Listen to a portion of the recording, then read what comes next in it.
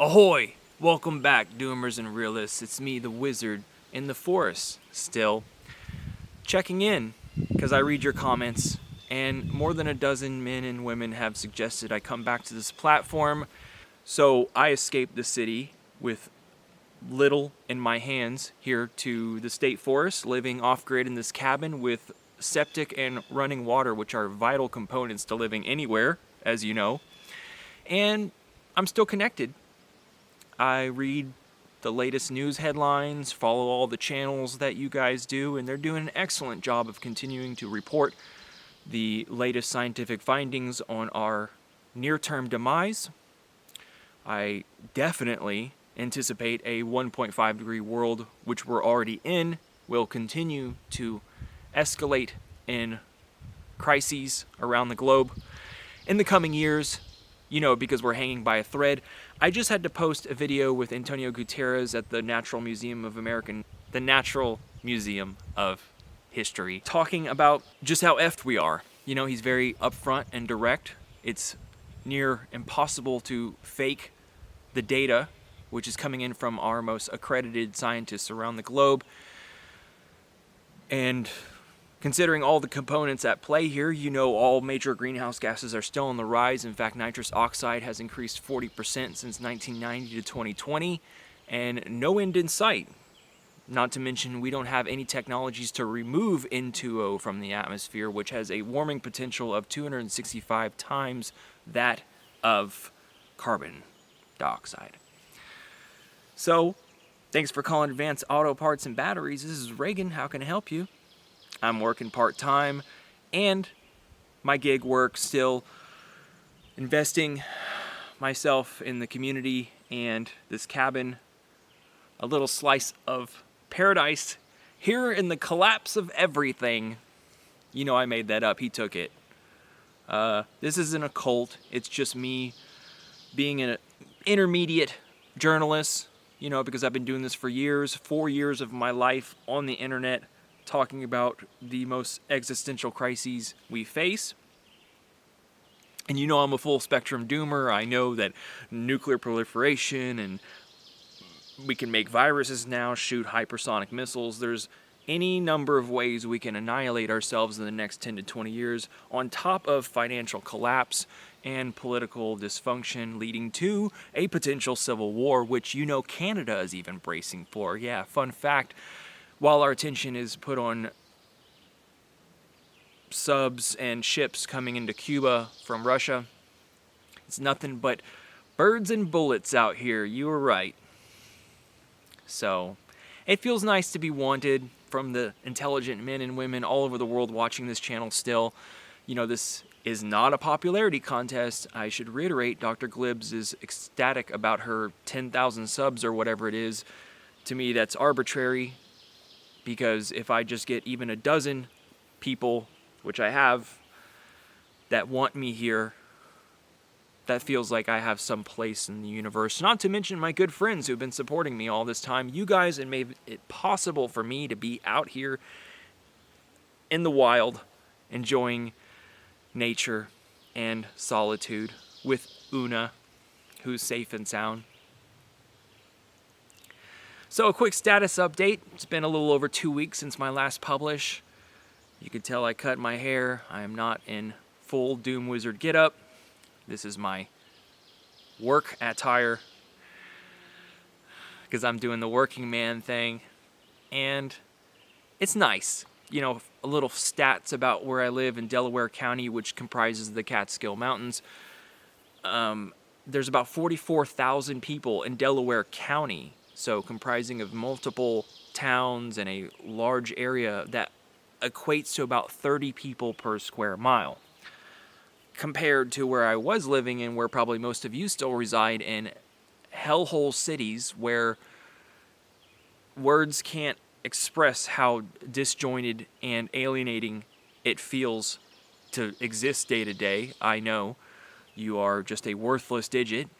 And this employer is even an at-will employer. It still is. You can't escape money and still having to participate in this, economy to live, unless you want to live off grid with other hillbillies who reject science and authority and question, vaccine mandates and all that because, ooh, you're such a rebel with no credentials to back up any claims that you're making. But paganism, So I'm away from all that. Akron, where I was living, the industrial Midwest, you guys know, I was frantic, anxious, and depressed. Not really depressed, but just general malaise. And there's about 186,000 people there. People, that equates to about 3,000 people per square mile. Yeah, that sounds healthy. So my neighbors are super badass, smart people. Everyone in the country despises living in the city when I describe scenes of tall, monolithic looking buildings with empty offices. They just cringe, as I do now. All of my adult life living in major cities, which I've seen a progressive decline in the past certainly 10 years and even longer. Country people can't stand living in the city, and city people can't imagine living out rural. So here I am, out here. I could, walk outside my front door and shoot birdshot, That's how out here I am. Which is, a little slice of paradise. This is what every rebel wants. To be away from the madness of the city, of a technology. It's just a technology we invented to put a whole bunch of people together in one space.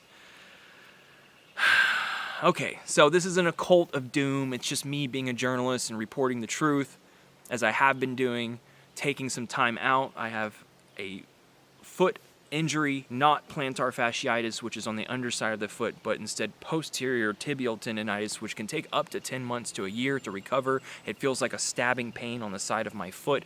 I don't know how it happened, but I guess getting older comes with random aches and pains, which some take longer to heal than others, though I'm healthy, mentally, physically, I take care of myself. And I'm investing time, money, and energy into this cabin. I fixed some of the sink was leaking, used some water weld on that, insulated the pipes, and getting a propane fit fridge, as I mentioned, which will be a major upgrade from this ice BS that I've been doing, which is extremely costly. If you add up over time, it just is expensive. And I work 2 jobs. And just being out here enjoying it while I still can. People underestimate what the crises that are unfolding impact they're going to have on our current mode of civilizational operation. Ports being flooded, a lack of goods coming in. This whole thing is built on debt. The Fed is screwing everything up. Civil war unfolding, us being pushed into conflict with each other. The prognosis is not good. And there won't be a retirement fund or Social Security or any of that BS by the time we're older. Okay, we won't have a stable climate for growing food, as McPherson pointed out in his recent video with, was it potassium? Lack of potassium supplies for growing large scale, crops. Any number, just pick a metric and see how stupid we are managing it. Like the Ukraine war, the emissions that are coming from that war is equal to like 76 countries or 90 countries, something like that. And not just carbon dioxide, but sulfur hexafluoride and tons of other toxic chemicals. So we're killing ourselves on top of having war with ourselves. That's where we're at. Not to mention North and South Korea sending trash into each other's country and putting on loudspeaker, propaganda messages. Like we're acting like just dumb apes, little peanut brains. Our brain just gets smaller and smaller apparently, even though we make these grand discoveries about electrons and apparently now Dyson spheres around stars that may be likely, What a crazy messed up world with 8 billion people and their little dream bubbles, especially here in the States and in Australia and United Kingdom. All right. So I wanted to check in. give you guys a status update that I'm here. I read your comments. This line of work of journalism and YouTube broadcasting, which I was going to school for.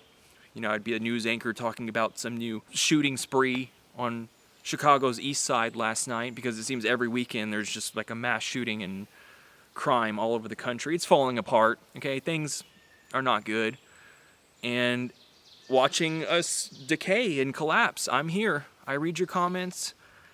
I'm working, like I said, 2 jobs and taking care of a cabin off grid, in addition to a foot injury which disables me from even hiking. I'm not crying because I'm in a very #blessed spot. I may be publishing, but less often. If I find a notable story that I need to mention, or like for instance, for historical purposes, I just posted the UN Secretary General's Antonio Guterres speech at the Natural History Museum in New York on June 5th. Gonna get out of here before the bugs get to me, and I have more work to do. I'll talk to you guys soon. Glad you could hang out.